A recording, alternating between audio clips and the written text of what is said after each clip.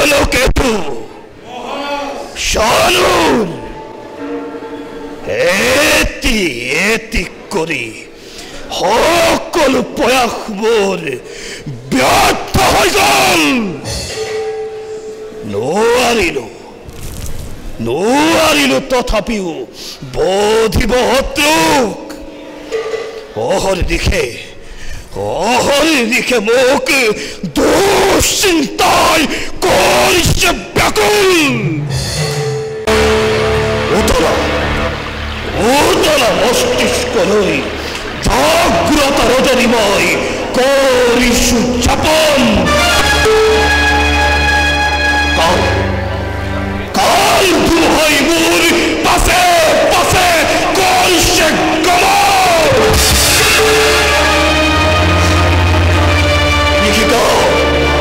বিভীষিকা দেখো চাৰিওফালে যেন মৃত্যুদূত হৈ আহে মোক গ্ৰাহিবৰ বাবে। অনৰ্থক চিন্তাৰ নৰসুকাৰ মহাৰাজ থাকোঁতে জীৱিত জনসিদ্ধ এই কালকেতু জানুন মুষ্টি শৈল্য কৌশল্য আদি মহাবীৰগণ কাৰ সাধ্য আজি মধুৰাধিপতি কংসৰ কেশব্দ কৰিব স্পৰ্শ। জানো মই ভালদৰে তোমালোক মহামিত্ৰ মোৰ। জানো মই কালকেতু শানুৰ মস্তিক সকলো থাকোঁতে জীয়াই এই কংসক স্পৰ্শ কৰিবলৈ সাহস নকৰে।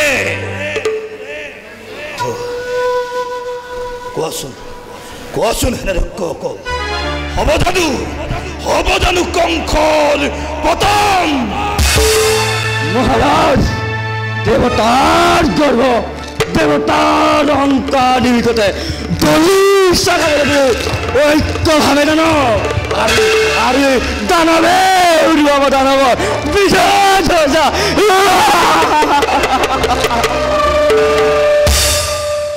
এই এশকে বাঁধি আছো হৃদয়ত। কিন্তু হয় কাল ধুমুহাই ভেটি ললে পথ দুর্বার গতিৰে।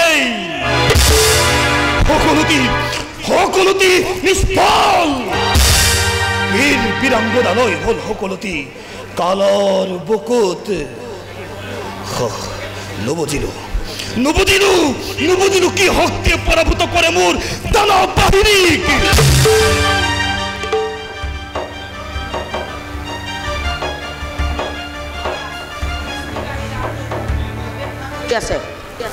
যোৱা লৈ আহাগৈ সন্মানেৰে মন্ত্ৰা কক্ষলৈ। ভাল মহাৰাজ।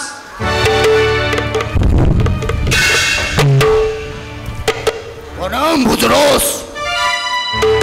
অস্তি পালা জানো শত্ৰুৰ সম্ভেৰ? ৰাজন অশুভ বাৰ্তা কৰিছো বহন।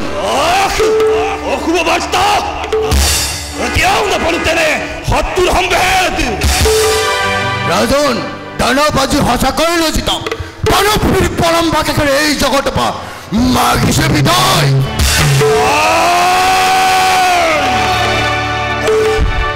নাই সানুৰ মস্তিক কি বীৰ পৰম বাকে কৰি আজি ধৰা খাই। অসম্ভৱ মস্তিক শীঘ্ৰেই কোন সেই শত্ৰু কিবা নাম তাৰ? ৰাজন ৰোহিণী কৰ্পজাত নাম বলুৰা।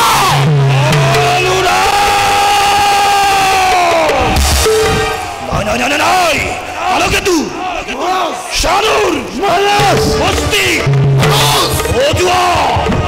অজুয়া শীঘ্ৰে মোৰ দানৱ বাহিনী। সাৰথিক কৰোৱা দেখ নিমিষতে পাব লাগে শত্ৰুৰ সম্ভেদ। ৰক্ষা নাই আজি সেই দুৰন্ত শত্ৰুৰ। পৃথিৱীৰ বক্ষবেদী চুৰমাৰ কৰি পৰ্বত পাহাৰ বিচাৰি উলিয়াম সেই দুৰন্ত হত্যাকাৰী কি। সুরমার করিমা জিহতর যত দম্ভ অহংকার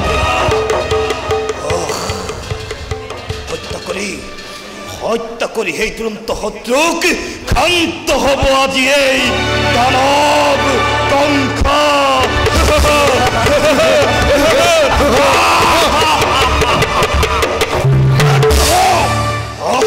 শান্ত হোক মহারাজ থাকুতে জীবিত মহাবীরগণ থাকুতে জীবিত এই দানৱ বাহিনী কিয় আজি আপুনি যাব লাগে মহাশত্ৰুক বিচাৰিব কৰক আদেশ নিযুক্ত কৰি নৱভাৱে দানৱ বাহিনী সমূলকে ধ্বংস কৰো শত্ৰুৰ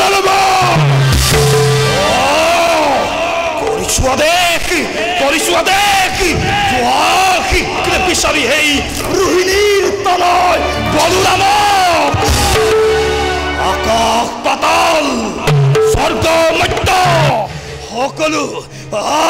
সকলো চালাত কৰি বিচাৰি আনি শাস্তি বিহতাক জীৱাজ্ঞ মহাৰাজ জানুৰ ধনবাদী মুস্তিক মহাৰাজৰ আদেশ বলা যাওঁ সেনাপতি পলম্বকে কৰি নিধনকাৰী সেই শত্ৰুক বিচাৰি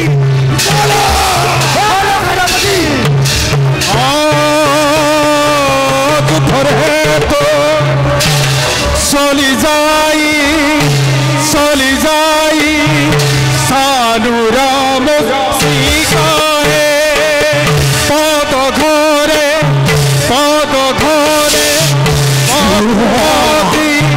কম্পেঠনা অংকে চলে বেলয় অতি ভয় অংকে চলে উবলয় অতি ভয় অংকে চলে চালকে অতি ভয়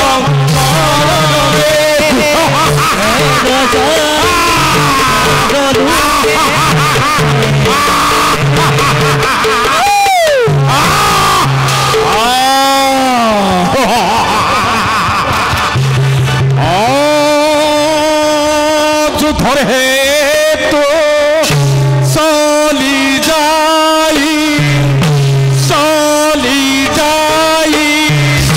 ও বলয়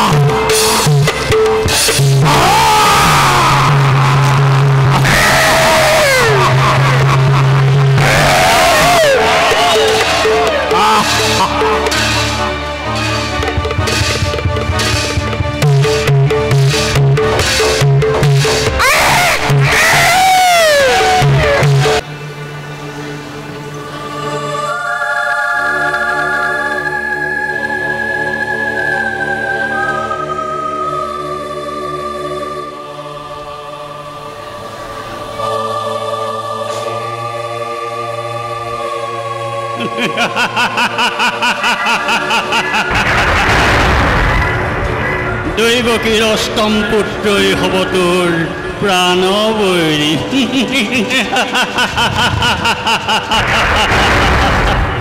দৈবকীর অষ্টম পুত্রই হব তোর প্রাণবৈরী। দৈবকীর অষ্টম পুত্রই হব তোর প্রাণবৈরী।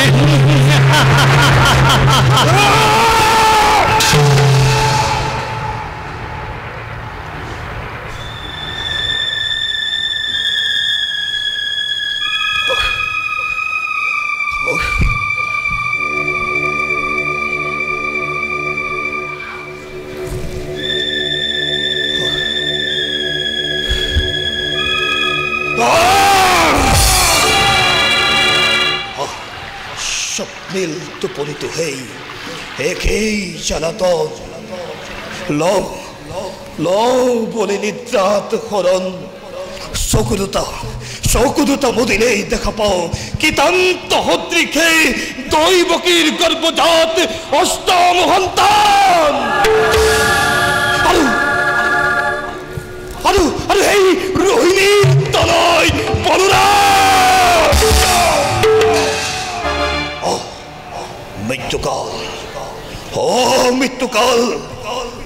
মৃত্যুকাল ভাবি মোর আতঙ্কত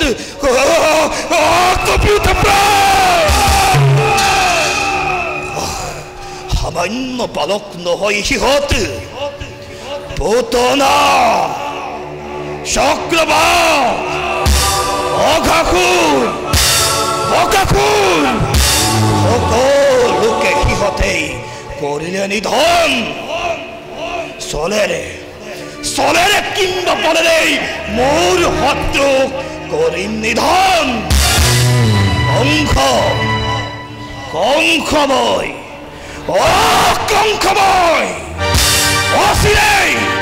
অচিৰেই শত্ৰুক কৰিম বিনাশ।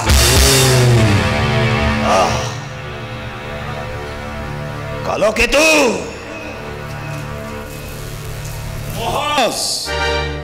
কালকেতু মোৰ মৃত্যুকাল নিদানৰ বাবে দেৱৰ কিনাৰতে দি গ'ল হিতোপদেশ।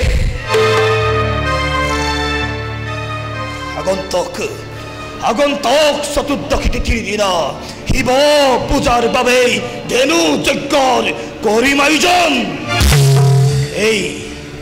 এই যজ্ঞলৈ মোৰ মহাকাল শত্ৰু ৰামকৃষ্ণক চলেৰেই আনি কৰিম নিধন। মহারাজ মথুরার অধীশ্বর আপনি হব পারে বিশ্ব ধ্বংস। তথাপিও নেদেখো চিন্তার কারণ। কালকেতু জানুর মুষ্টিক শৈল্য কৌশল্য আদি আছে বীর যতগণ। শুবলৈ হস্তি আছে অঙ্গৰক্ষক। শত্ৰু সৈন্য নোৱাৰে সোমাব। উত্তম কালকেতু যোৱা বন্দী বসুদেৱক লৈ আহা মোৰ সমীপে। জীৱাজ্ঞ মহাৰাজ।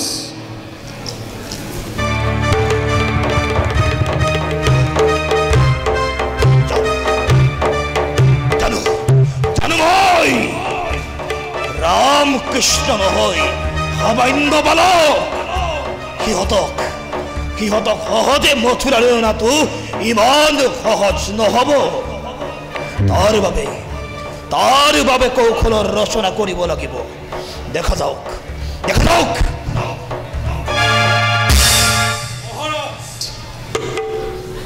এয়া বন্দী বসুদেৱ আপোনাৰ সমীপে লৈ আহিছে বসুদেৱ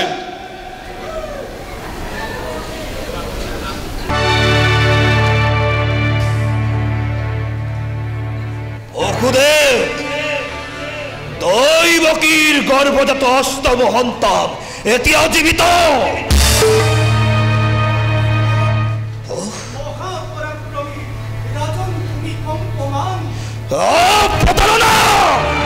প্ৰতাৰণা কইছা মোক বিশ্বাসঘাতক তুমি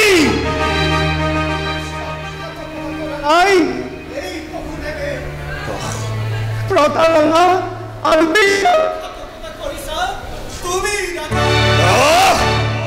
প্ৰত্যেক পুত্ৰক মোক দিম বুলি প্ৰতিজ্ঞা কৰিছিলা নহয় এতিয়া কোন নীতিমতে প্ৰতিজ্ঞা ভংগ কৰিলা বসুদেৱ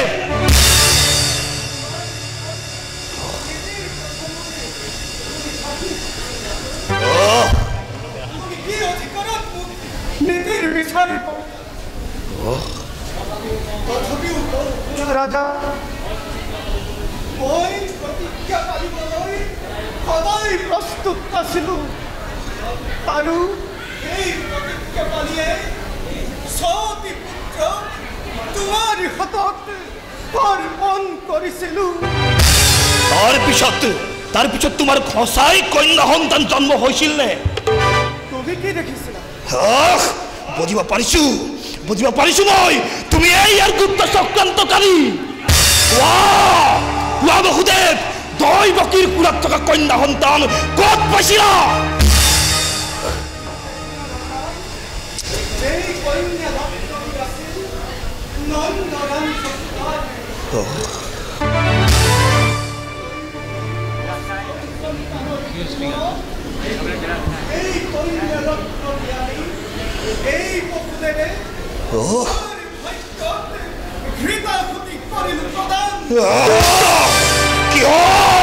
কিয় এনে বিশ্বাসঘাতকতা কৰিলা তুমি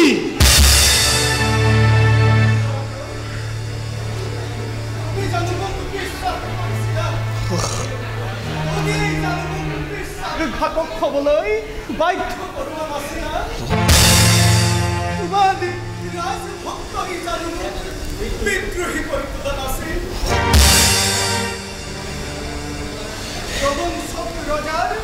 ৰজাই বিদ্ৰোহিতা কৰে জানিব নিশ্চয় তথাপিও বসুদেৱ ধন্যবাদ দিয়া মোক এতিয়াও যে তুমি সুশৰীৰে মোৰ সন্মুখত থিয় দি আছা জীৱন মৰণৰ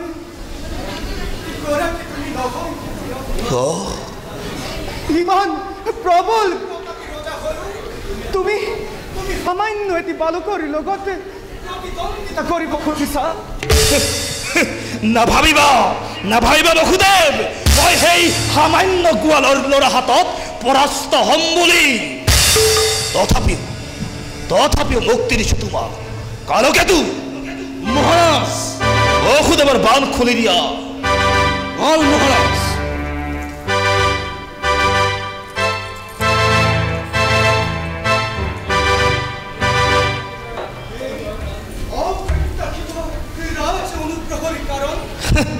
গোকুলৰ পৰা ৰামকৃষ্ণক মোক আনি দিয়া এই ৰাজমুকুট হ'ব তাৰে উপহাৰ ভাবিছো বসুদেৱ কংসৰ ৰাজ অনুগ্ৰহ আৰু এই ৰাজমুকুট মথুৰাৰ সিংহাসন সকলো তোমাৰ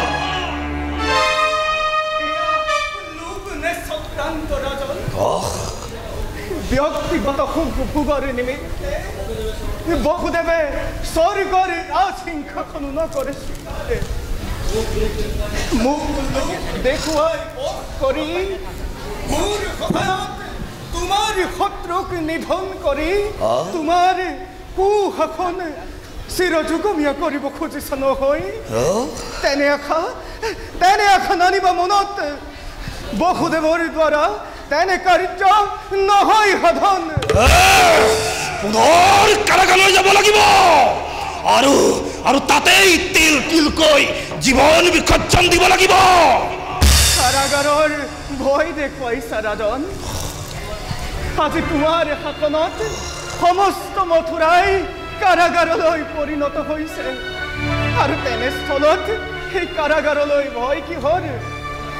বল কালকেতু লৈ বলা মোক কাৰাগাৰলৈ। আজি বসুদেৱ আৰু দৈৱকীৰ বাবে কাৰাগাৰেই হ'ব পবিত্ৰ তীৰ্থস্থান।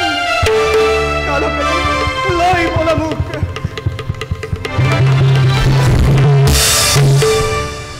নহয় কংস ইমান দুৰ্বল নহয়। কোনে মোক ৰামকৃষ্ণ গোকুলৰ পৰা আনিব পাৰিব?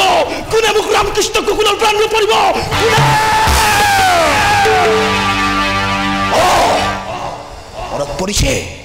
মনত পৰিছে এই কাম কৰিব পৰা ব্যক্তি মথুৰাত কেৱল এজনেই আছে। তেওঁ হৈছে অক্ৰূৰ। তেওঁকেই পঠোৱাৰ ব্যৱস্থা কৰোঁগৈ।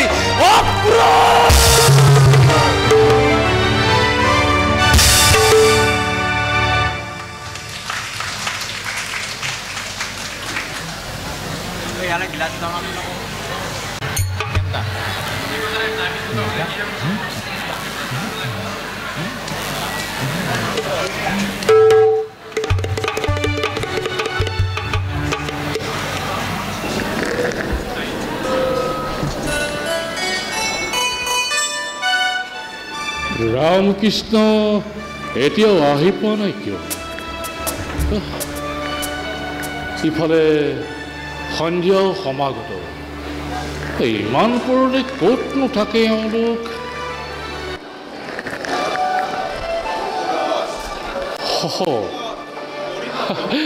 অক্ৰূৰ আহা অক্ৰূৰ আহা। আজি অকস্মাতে কিয় বা আমাৰ এই মথুৰাপুৰীলৈ আগমন অনুগ্ৰহ কৰি অতি শীঘ্ৰে কৰা ব্যক্ত।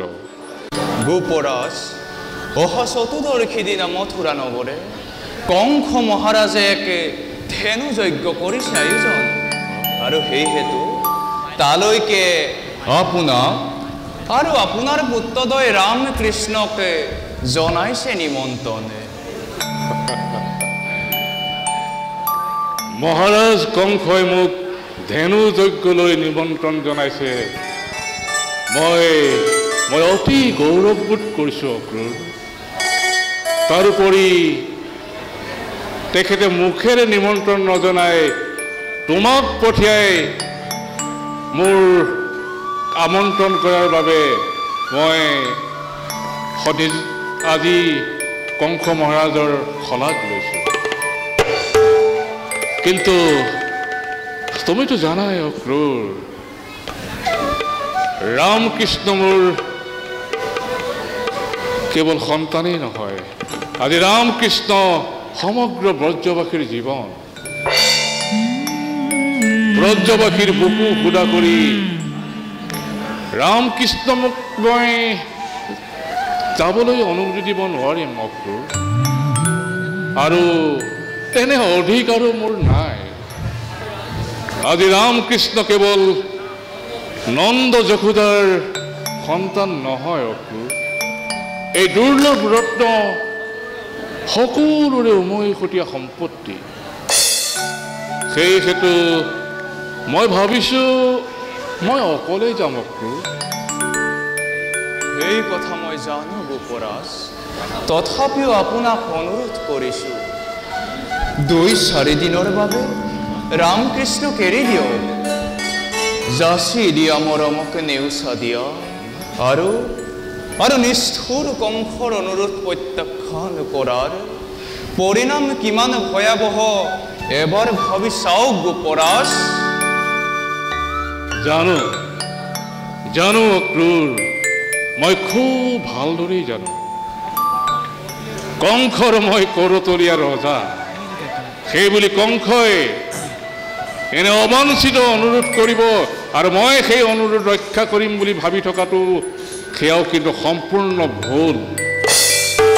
এই ভুল কৰিব পৰা শক্তি কংসৰ আছে গোপৰাজ। সেয়েহে মই আপোনাক কৰজোৰে কৰিছোঁ মিনতি, অপত্য স্নেহতে আপোন পাহৰা হৈ নিজৰ আৰু গোকুলৰ অনিষ্ট সাধন নকৰিব গোপৰাজ। কংসৰ কুপদৃষ্টি পৰিলে কাৰো ৰক্ষা নাই। কিন্তু ৰামকৃষ্ণৰ অবিহনে যে গোকুলবাসীৰ কি অৱস্থা হ'ব পাৰে সেয়া যে মই কল্পনাও কৰিব নোৱাৰো। নোৱাৰো এনে নিষ্ঠুৰ প্ৰস্তাৱত মই সন্মতি জনাব নোৱাৰো অক্ৰূৰ। মোৰ প্ৰাণৰ পুতলি কৃষ্ণৰ অবিহনে মই যে খন্তেক সময়ো জীয়াই থাকিব নোৱাৰো। যেতিয়া পূবে ঢল ফাট দিয়ে, যেতিয়া প্ৰভাতী পক্ষীয়ে গীত গায়, মোৰ বাচাক মই তেতিয়া শয্যাৰ পৰা তুলি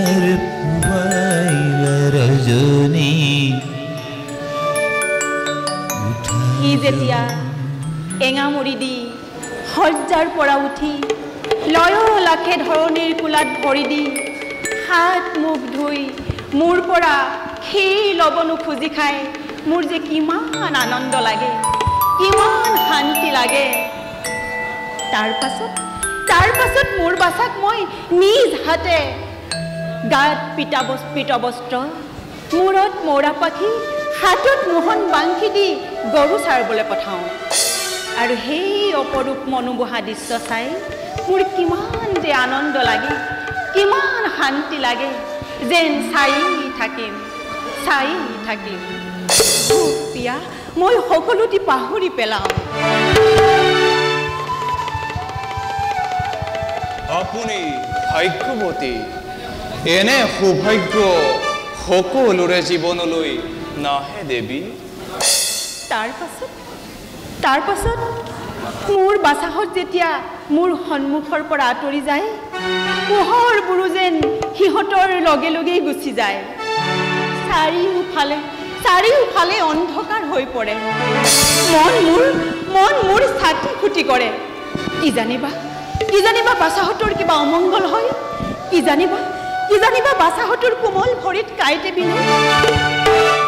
এই কথাবোৰ ভাবি মোৰ বাবে প্ৰতিটো মুহূৰ্ত এটি যুগ যেন হৈ পৰে। গধূলি পদূলিলৈ ওলাই বাচাহত অহালৈ বাট চাই থাকো। তুমি কি বুজিবা অক্ৰূৰ? মোৰ নিচিনা মাতৃ হোৱা হ'লহে তুমি বুজি পালাহেঁতেন। মই অলপো মিছা কোৱা নাই অক্ৰূৰ। কংসক কবা যশোদাই ৰামকৃষ্ণক খন্তেক সময়ৰ বাবেও এৰি নিদিয়ে।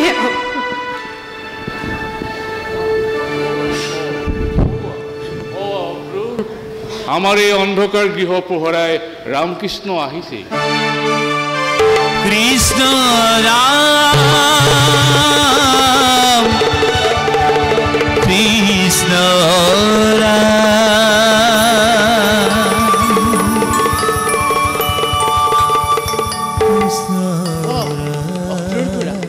আজি আচম্বিতে ওলালেহি। ইমান দিনৰ অন্তত আমালৈ মনত পৰিল নহয়নে?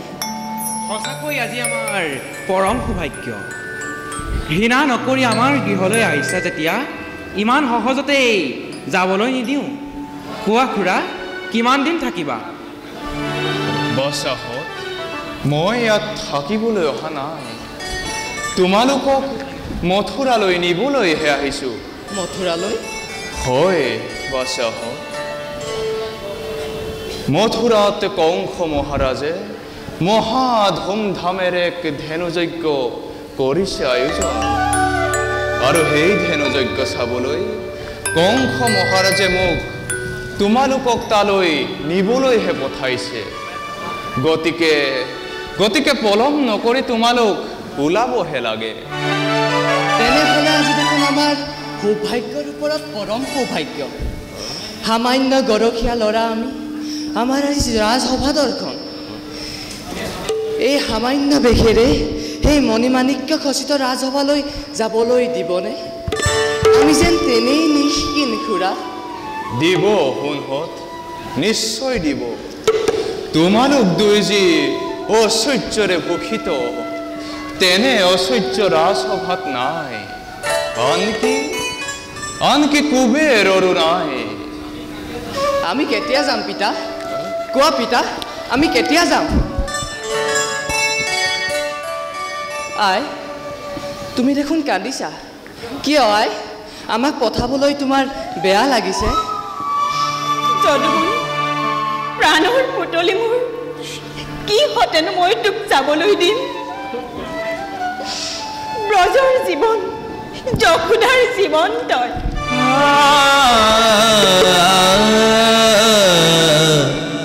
তই নহলে দিনতে যে সকলো অন্ধকাৰ হৈ যাব। কোনে মোক মা বুলি মাতিব? কোনে মোৰ অন্তৰ জোৰাব?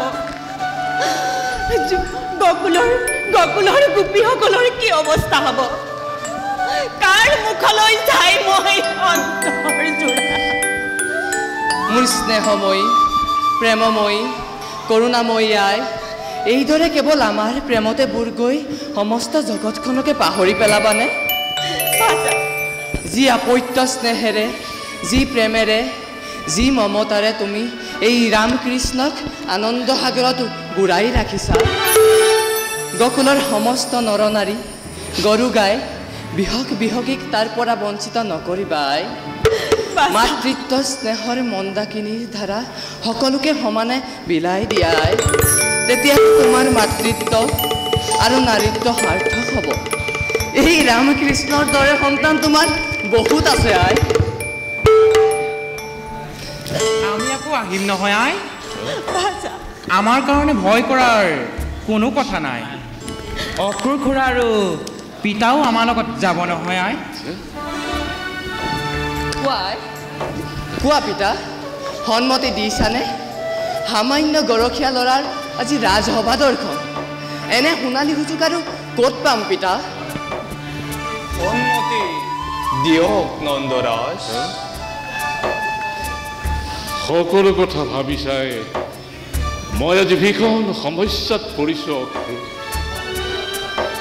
কংসৰাজৰ আদেশ উলংঘা কৰা মোৰ শক্তি নাই অক্ৰুৰ, কিন্তু ৰামকৃষ্ণক বুকুত বান্ধি সমগ্ৰ বিশ্বৰ সৰ্বনাশী শক্তিৰ আগত থিয় দিব পৰাৰ শক্তি মোৰ আছে অক্ৰুৰ। ইপিনে বাচাহঁতৰো কাতৰ অনুৰোধ, কিয় ভাবি চাবলগীয়া। আনফালে কংস ৰাজসভাৰ পৰা যে নিৰাপদে উভতি আহিব পাৰিম, তেনে কথাওচোন মনলৈ নাহে অক্ৰুৰ। সেইখিনিতে ভুল নন্দৰাজ, সেইখিনিতে ভুল। সিমান দিনে ইমান ওচৰতে থাকিও আপুনি ৰামকৃষ্ণক চিনি নাপালে। যদিও বহুবাৰ তাৰ পাইছে প্ৰমাণ, তথাপিতো পুত্ৰৰ স্নেহতে আপোন পাহৰা হৈ সকলোবোৰ পাহৰি গৈছে। চিন্তাৰ কোনো কাৰণ নেদেখো গোপৰাজ। আপুনি নিশ্চিন্তে ৰামকৃষ্ণক যাবলৈ অনুমতি দিয়ক। পিতা, আমি নিৰাপদে উভতি আহিম নহয়। কংস মহাৰাজে আমাক একো কৰিব নোৱাৰে। আমাক যাবলৈ দিয়া পিতা, আমাক যাবলৈ দিয়া আই।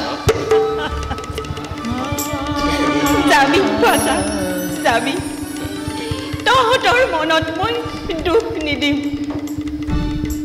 যাবৰ সময়ত চকুলোৰে শ্যামত অনুধুৱাই দিম।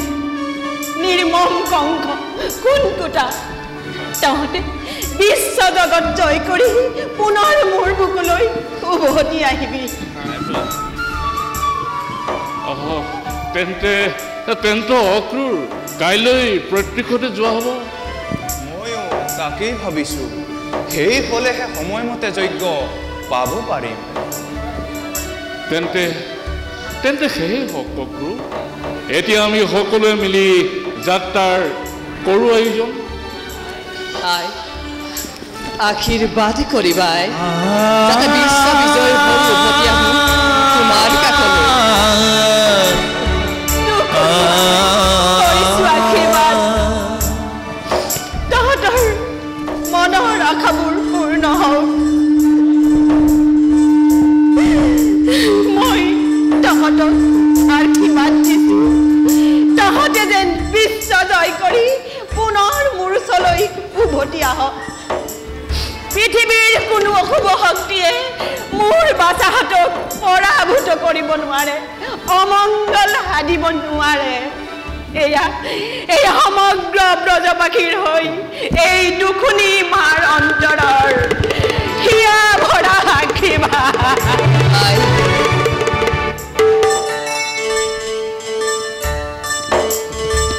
তেনেহ'লে খুৰা বিদায় লৈ আহোঁ তোমালোকে কাইলৈ প্ৰত্যক্ষিত যাত্ৰাৰ বাবে আয়োজন কৰা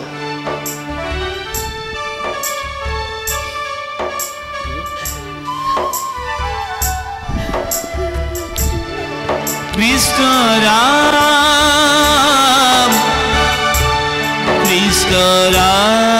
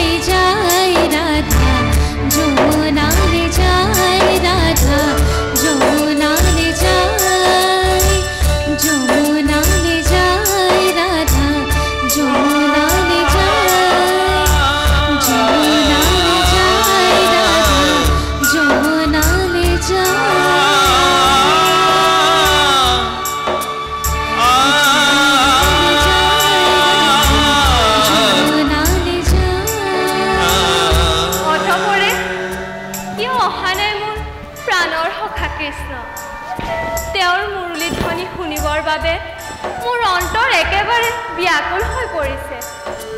ক'ত আছা সখা? কিয় তুমি মোক কৰিছা চলনা?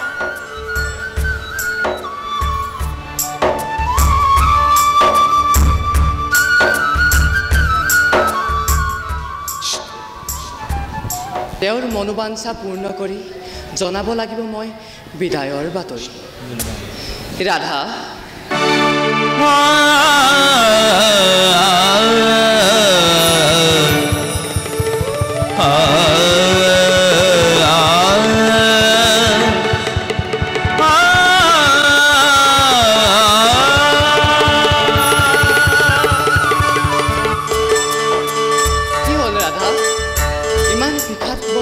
কিয় এই বৃন্দাবনে আহিলা আহিলা সখা?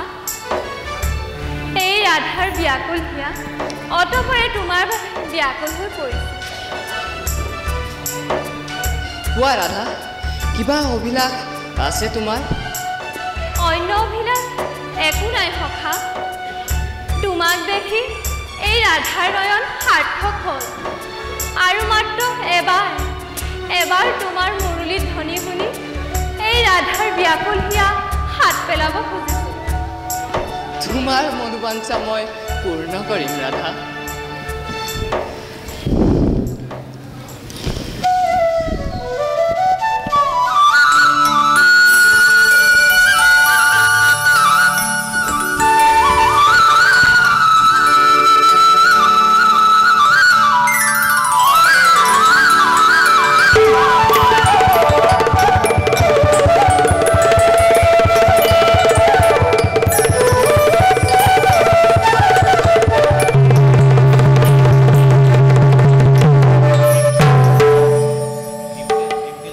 ৰাধা, বিষাদ ভাৱ নানিবা তোমাৰ মনত, ব্যক্ত কৰোঁ মোৰ অন্তৰৰ সঁচা অনুভূতি।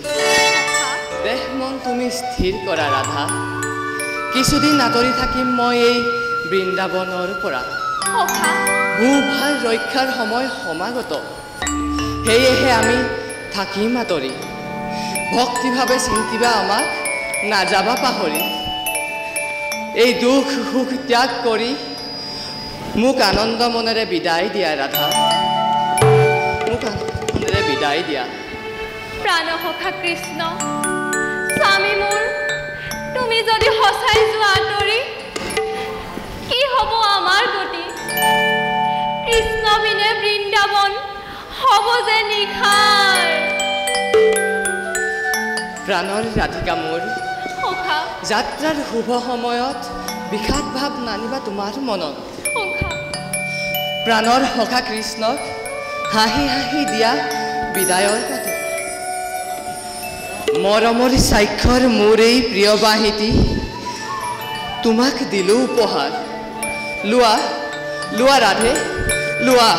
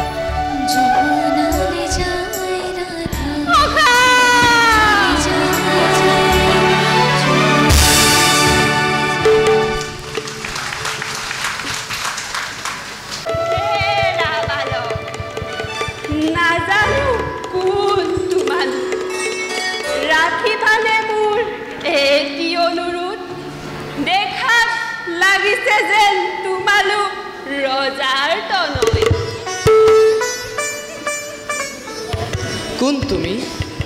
কিবা হেতু অনুৰোধ আমাৰ ওচৰত? নিবেদন তেনে সামান্য, কংসৰ মালিনী মই আনিছো ফুলৰ মালা আৰু সুগন্ধিত চন্দন। চৰণত শতবাৰ প্ৰণাম জনাই পিন্ধাও ফুলৰ মালা অতি হেঁপাহেৰে। ধন্য কৰোঁ মোৰ দুৰ্ভগীয়া দিয়া যদি ল'ম মই অতি আনন্দেৰে হে মালিনী। গৰখীয়া ল'ৰা আমি, নকৰিবা নিপুতিৰে তুলনা আমাক। সঁচাকৈয়ে নহয় তুলনা। কোন আছে জগতত কিমান সুন্দৰ, কাৰ আছে এনে বিশ্ববিমোহন ৰূপ। আজি মোৰ পৰম সৌভাগ্য।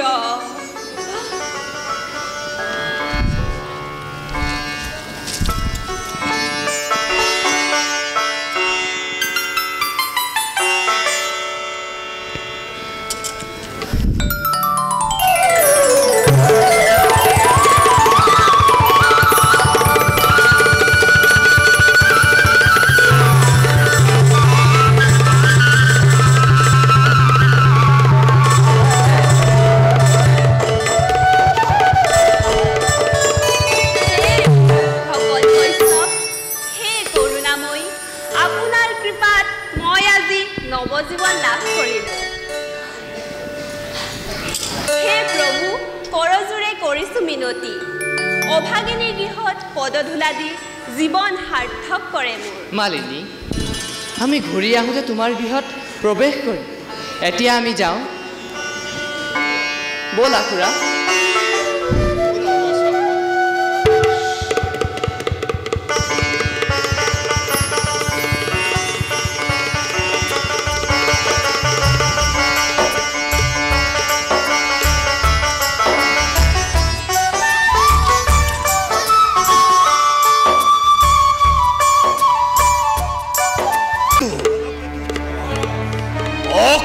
পঠালো ৰামকৃষ্ণ কানিবৰ বাবে। আজিও উভতি নাহিল। মোৰ মনৰ কামনা পূৰ্ণ নহ'ব নেকি কালকেতু? মহাৰাজ, অক্ৰূৰে ৰামকৃষ্ণক আনিব নিশ্চয়, তাৰ বাবে নকৰিব কোনো চিন্তা। কালকেতু, আমাৰ মল্লৰ দৈত্যগণ প্ৰস্তুত নে? মহাৰাজ, আমাৰ দানৱ বীৰগণ সৰ্বতো প্ৰকাৰে সাজু। ৰৈ আছে মাথো শত্ৰুৰ অপেক্ষাত, আপোনাৰ আদেশৰ অপেক্ষাত। তেন্তে লৈ আহা সকলোকে মোৰ মন্ত্ৰ কক্ষলৈ। জীৱাজ্ঞ মহাৰাজ।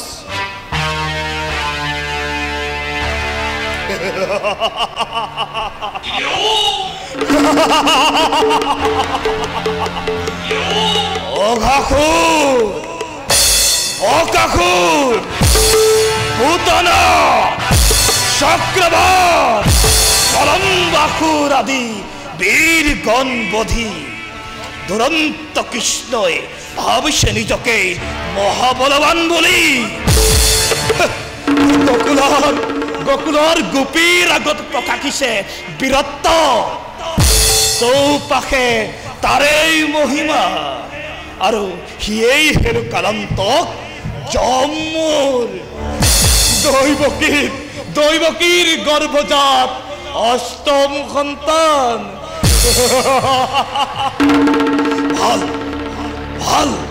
ভাল মোৰ প্ৰতিদ্বন্দ্বী মৃত ভাগ্যত।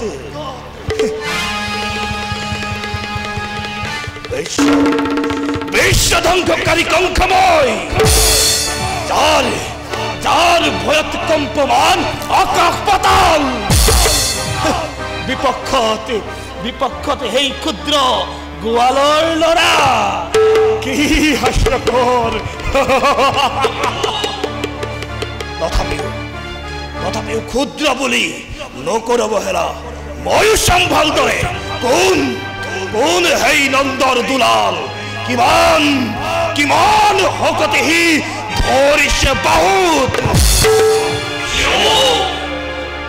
চেনেহৰ ভগনী দৈৱকী, ৰাক্ষসীৰ অষ্টম পুত্ৰই মোৰ বাবে হ'ব যম। বুজিলো, এইবোৰ সকলো দেৱতাৰ চলনা। নহলেনো শত সহস্ৰ প্ৰহৰীৰ চকুত ধৰি দি অন্ধকাৰ ৰাতিত ধুমুহা প্লাৱন নেওচি নিৰ্ভয়ে কাৰাগাৰ ভেদ কৰি পুত্ৰক নন্দৰ গৃহত লুকুৱাই থব পাৰেনে বসুদেৱে? ষড়যন্ত্ৰ, বৃহৎ ষড়যন্ত্ৰ।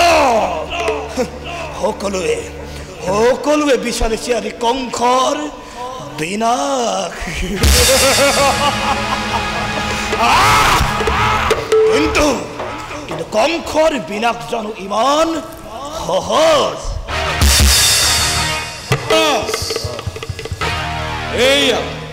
এয়া আপোনাৰ সন্মুখত আপোনাৰ বিয়োগ। মহাৰাজ কৰক আদেশ, কিবা কাৰ্য কৰি সাৰণ। ৰাম মল্লৰ মুহূৰ্ত গল।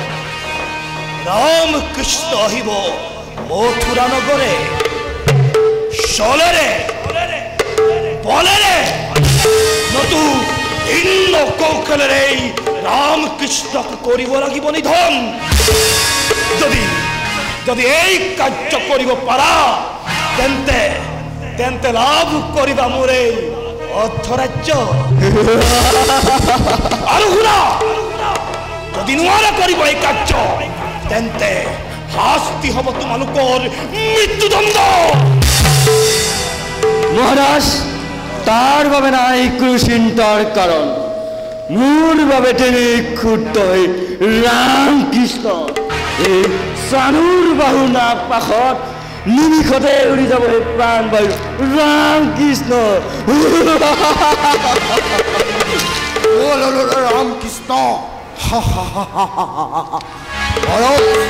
আপুনি নিশ্চিন্ত মুষ্টিকৰ বজন মুষ্টি পোহৰত হুলুকা হুলু ৰক্ত পাব এই ধৰণৰ আৰু চটফটা এই ধৰাৰ পৰা মাগিব ভিতৰত। সন্তোষিত হলো মই তোমালোকৰ কথাত। বিশ্বাস আছে তোমালোকৰ মোৰ শক্তিৰ ওপৰত।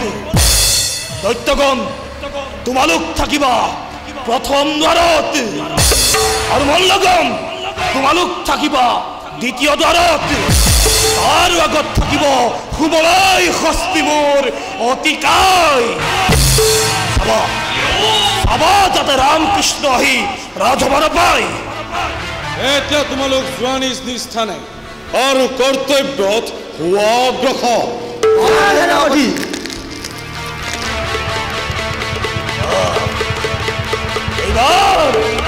এইবাৰ দেখা যাব দেৱতাৰ চক্ৰান্তই কিদৰে ৰুদ্ধ কৰে মোৰ গতিপথ। কংসৰ মৰণ নতুবা কৃষ্ণৰ নিধন।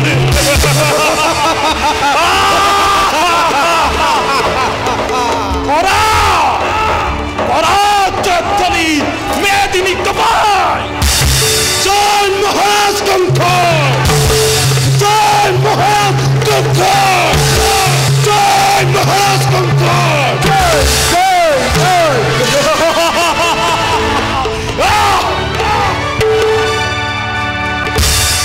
সানুৰ সেনাপতি মুস্তিক বধ কৰি আমাৰ বীৰকণ বধ কৰি হস্তি শুবলৈ অগ্ৰসৰ হৈছে ৰামকৃষ্ণ ৰাজসভাৰ দিশে। খুব সাৱধানে যুদ্ধ কৰিবা সানুৰ মুস্তিক। তোমালোকে হলা মথুৰাৰ আশাৰ থল। ৰামকৃষ্ণ যাতে ৰাজসভাত প্ৰৱেশ কৰিব নোৱাৰে তাৰ প্ৰতি চকু ৰাখিবা। এই বিষয়ে একো চিন্তা নকৰিব সেনাপতি। মাথো সমকৈ কবি হোৱালে যদি ভাল পালো তুমি মল্ল চানে। কথা চানুৰ বীৰেহে বীৰৰ লগত যুদ্ধ কৰে, তথাপি কংস মহৰ্য আদেশ মতে বালক ৰামকৃষ্ণক পলকতে পঠায় যমনগৰলৈ। ৰামকৃষ্ণ নহয় তেনে সামান্য বালক, তথাপিও তোমালোকৰ সমকক্ষ হ'ব বুলি মই নাভাবো। অৱশ্যে তোমালোকৰ শক্তিৰ ওপৰত মোৰ বিশ্বাস আছে। তোমালোক যোৱা নিজ নিজ কৰ্তব্যৰ বাবে, ময়ো যাওঁ নিজ কৰ্তব্যৰ পথে।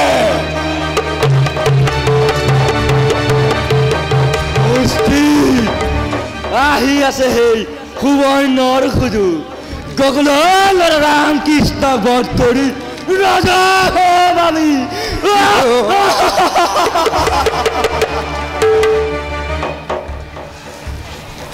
সাৱধান ভালো মৃত্যুৰ কাষ চাপিল ওচৰত আগবাঢ়ি যুদ্ধৰ নিমিষতে বুজি লওঁ এয়াই মল্লৰ বিক্ৰম। তেন্তে বেছ তেন্তে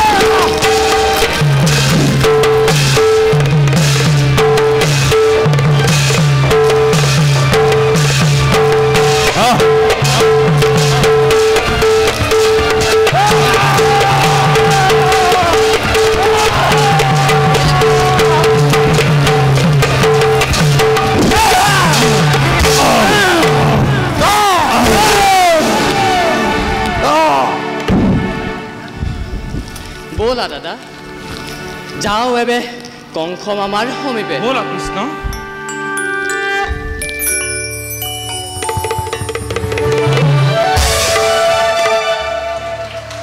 জয় ৰামকৃষ্ণ, জয় ৰামকৃষ্ণ, জয় ৰামকৃষ্ণ, জয় ৰাম, জয় ৰাম, জয় ৰাম, জয় জয়।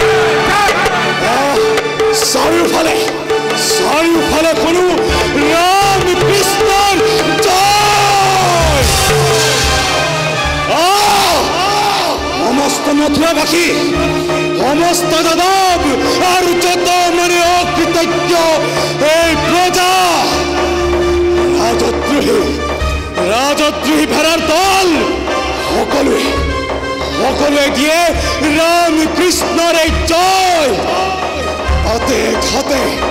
পাতে ঘাটে মাথো বিদ্ৰোহৰ স্ফুলিঙ্গ,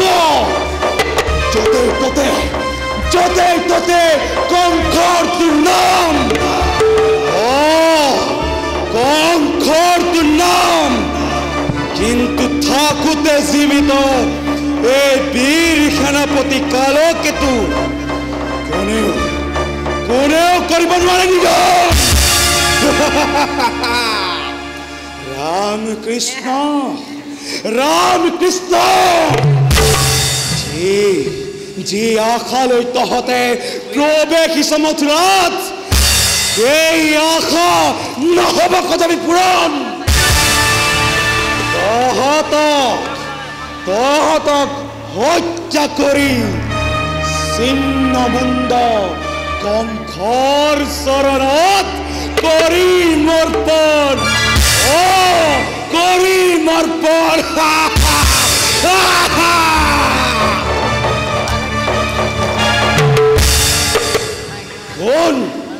কোন তহঁত? কিদৰে প্ৰৱেশিলি ইয়াত? আমি গোকুলৰ ৰামকৃষ্ণ ৰাজসভালৈ ধেনু যজ্ঞ চাবলৈ আহিছোঁ। কি তহঁতে তেন্তে ৰামকৃষ্ণ কিদৰে প্ৰৱেশ কৰিলি ইয়াত? তাৰ মানে ধৈৰ্য আৰু মন লগন নিধন হ'ল। তোমালোকৰ দৈত্য আৰু মল্লগনে ইহ জগত ত্যাগ কৰিলে, তুমিও ভালে ভালে আমাক বাট এৰি দিয়া। কি তহঁতক যাব দিব লাগে? দিন যাবলৈ ৰাজসভালৈ নহয় যাবলৈ দিম জমৰ ঘৰলৈ। কি তই পঠাবি আমাক জমৰ ঘৰলৈ? চা তেন্তে কোন যায় জমৰ ঘৰলৈ। ৰাম কৃষ্ণ অমে আজি এ কৰিলা এৰণ এ পদ ঘৰে বসুমতী কম্পে থৰা থৰ।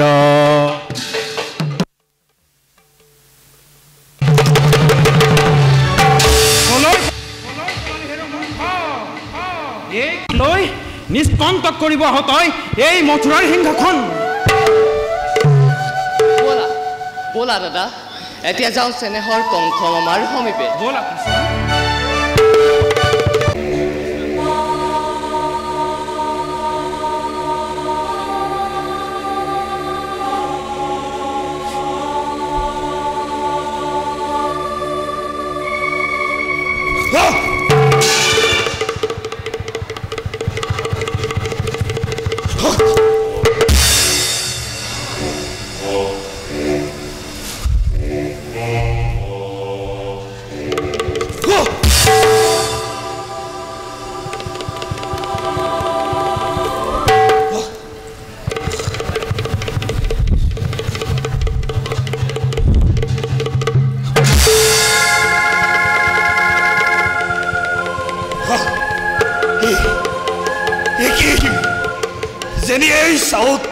দেখো অমঙ্গলৰ চিন। চাৰিওফালে চাৰিওফালে দেখো যেন শত্ৰু শত্ৰু আৰু শত্ৰু। হ'ব নেকি বাৰু মোৰ কিবা মংগল? হ'ব নেকি বাৰু মোৰ কিবা মংগল? হ'ব নেকি বাৰু মোৰ কিবা মংগল? ৰামকৃষ্ণই সেই ৰামকৃষ্ণই আমাৰ বীৰ দৈত্যৰ মল্লগণক নিধন কৰিলে। কি কৈছে কালকেতু? নাই নাই নাই নাই, এই কেতিয়াও সম্ভৱ হ'ব নোৱাৰে। তুমি সঁচাই কৈছানে কালকেতু? মই সঁচা কথাই কৈছো মহাৰাজ। ৰামকৃষ্ণই আমাৰ সকলোকে নিধন কৰিলে। বেছ হৈছে কংস, তই জ্বলি উঠ, শব্দ পাই জ্বলি উঠ। এই যুদ্ধ সরকার হোক রামকৃষ্ণ, নতুবা এই কংস নিজে।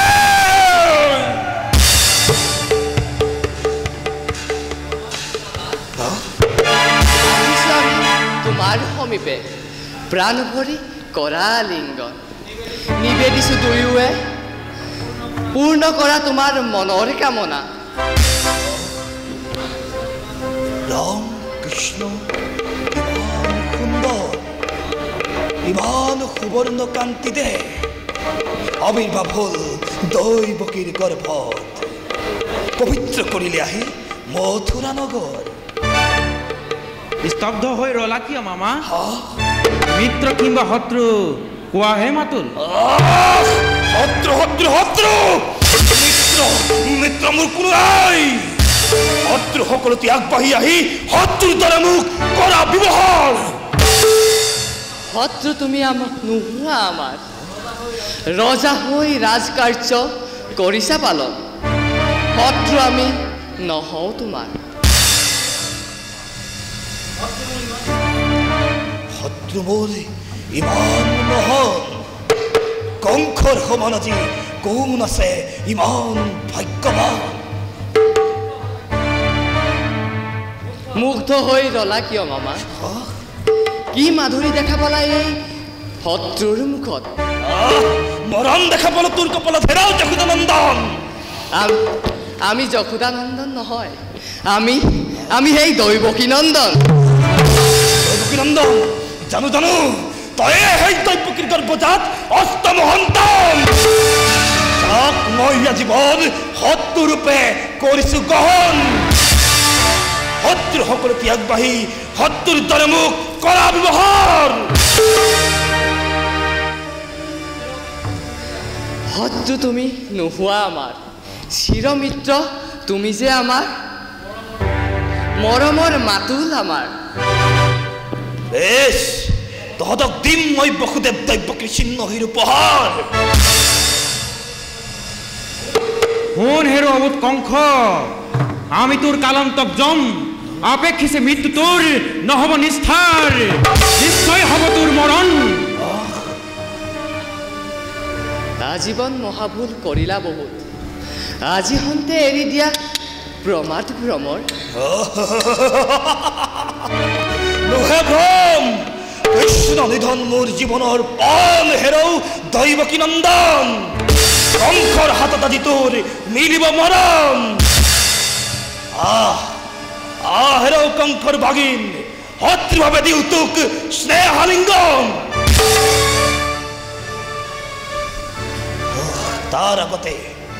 তাৰ আগতে দিওঁ তোমালোকক এটি প্ৰীতি উপহাৰ। কালকেতু মহাৰাজ লৈ আহা বসুদেৱ দৈৱকীৰ চিহ্নহীৰ আৰু ভাগিনক দিয়া উপহাৰ। যোৱা কালকেতু। জীৱাজ্ঞ মহাৰাজ। সাৱধান কালকেতু, আজি তোৰ নহব নিষ্ঠাৰ এই হলধৰ হাতে।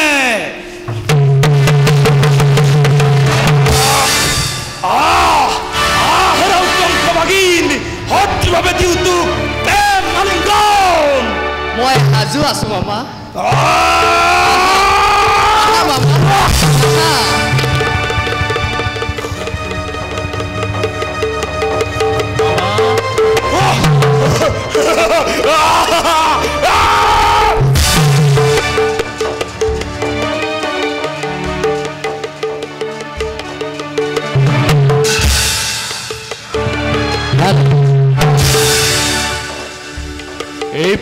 এইফালে মামা, এইফালে চোৱা।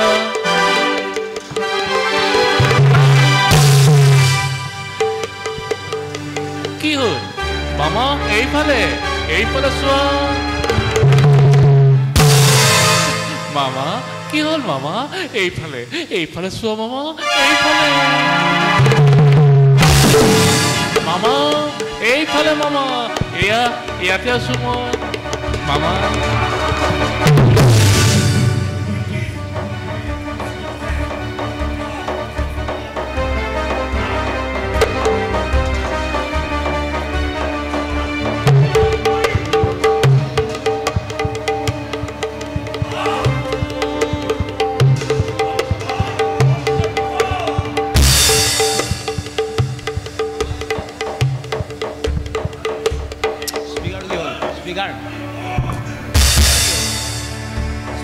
মামা কি হ'ল মামা?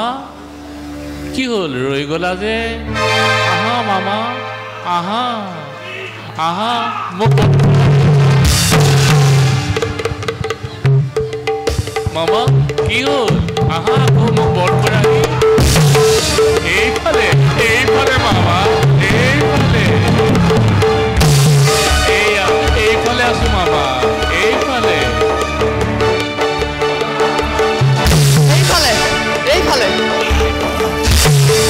আহা মামা, আহা মোক বল কৰাই মামা, আহা মামা।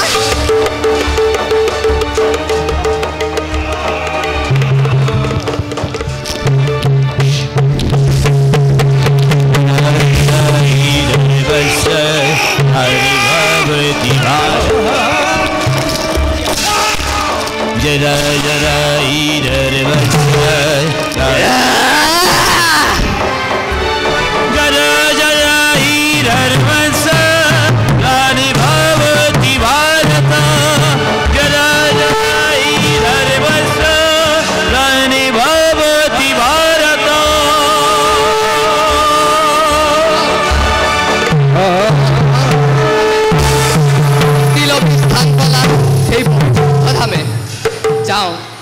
যাওঁ এবে মই পিতা মাতাৰ কাষলৈ, তেওঁলোকক মুকলি কৰি আনোগৈ, আৰু পিতামহ উগ্ৰসেনক সেই ৰাজশাসন অৰ্পণ কৰি কৰোগৈ মথুৰাবাসীৰ বাবে ৰাম ৰাজ্য স্থাপন।